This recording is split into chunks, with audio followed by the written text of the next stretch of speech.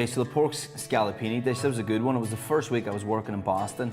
Came walking out of the restaurant I was in, and typical of every chef, I was actually hungry. So walking down the street, and there's a queue outside this little restaurant called Carlos's.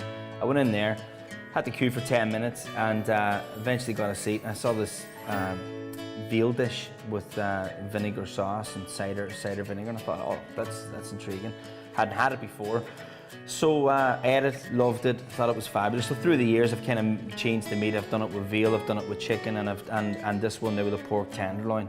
So yeah, added some onions and peppers, and you could do it with wine. I'm going to do it with cider. I just find that the cider is that little bit better with the pork. And beautiful wee dish, start to finish, one pan, give it a go. Okay, so first thing we're going to do is just out with some cling film, okay? Mainly because you just don't want a mess going everywhere with the pork fillet, okay? So out with one little slice of that, set it aside, and then pork fillet. Just about an inch thick is ideal, okay? So we'll take two little pieces of this. We're going to take them right from the center, cut, okay? Pull them towards you, and then another slice of cling film over. Bat it down a wee bit, and then perfect. Pan on.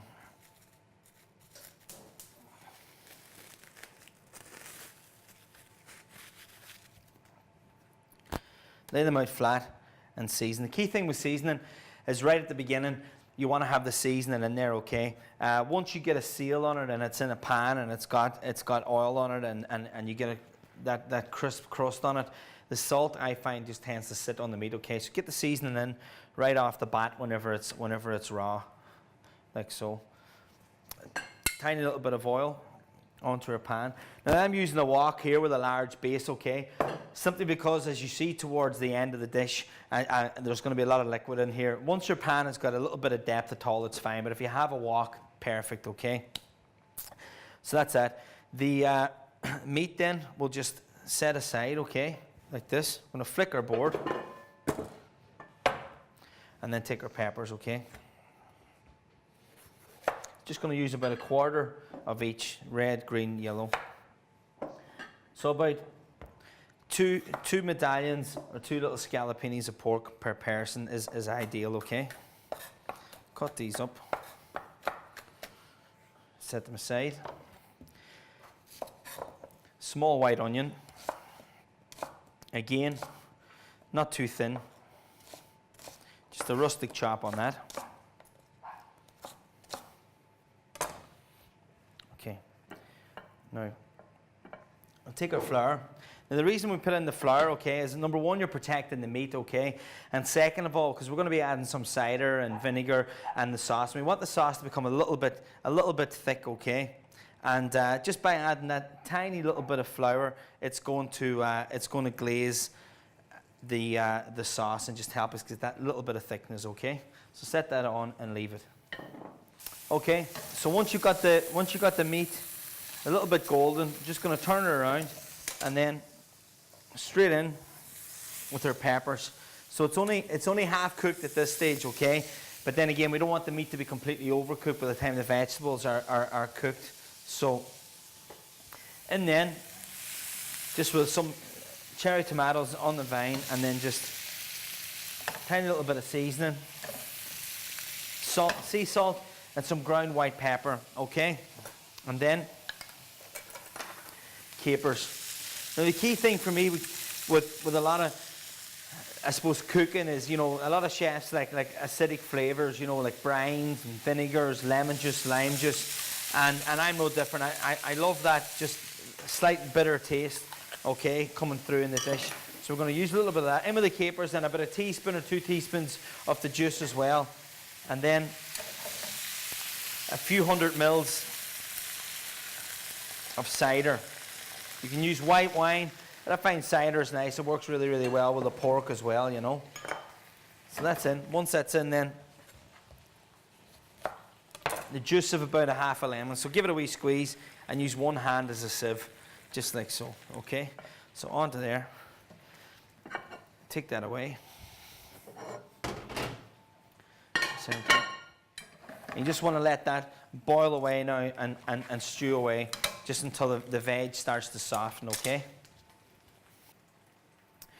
Okay, so just when it's halfway through, I've got some sauteed potatoes here, so power boiled, okay? So we're going to drop in about four little half potatoes per person. Is absolutely fine. Take a little bit of fresh thyme and some fresh parsley. The key thing with herbs, you just want to burst the pores and chop them right as you need them, okay? That way you're not losing any of the flavour. Just whenever you're chopping a herb, you'll find that the smells are bursting out of them. If you were to come back to them after about an hour, it's gone. So you don't want to lose any of that flavour. So straight in. And the veg now, and everything's just starting to cook nicely, okay? And just let that boil away. Next step then is some butter. Now, this is the part of the dish that I suppose is the unhealthy part, really, you know. But again, just like this now, you could probably serve it like this. Let it cook for another minute or so and then just serve it. It's a wee bit more brothy, okay? What I would recommend is maybe to add in some linguine or some penne pasta if you're going to serve it like this. But ideally, you want to glaze the sauce and just get a little bit of thickness on it. And just by adding a little bit of the butter, it's going to do that, okay? So this is called folding, okay? So we break the butter up into some chunks. Take about 3 or 4 knobs of butter. Drop them right in there like so. We don't need it all. And then just when the butter is at the handle, you just want to keeping it on the pan and just keep folding it towards yourself like so, okay?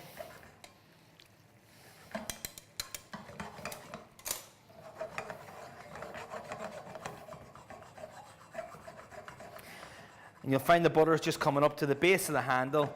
You just keep flicking it back. It's waving it over and back. It's just called sauce folding.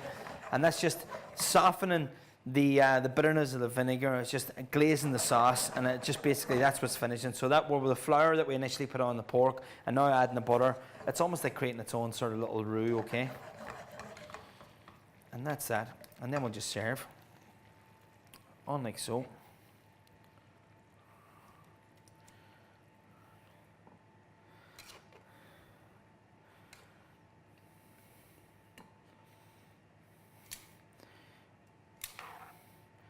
A little bit of the peppers,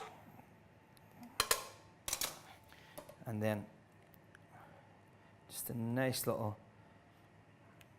few spoons of the sauce. So you're adding a little bit of butter there, but again, you're not you're not using all the sauce when it comes to serving. And there we have pork scaloppini, capers, and a little cider emulsion.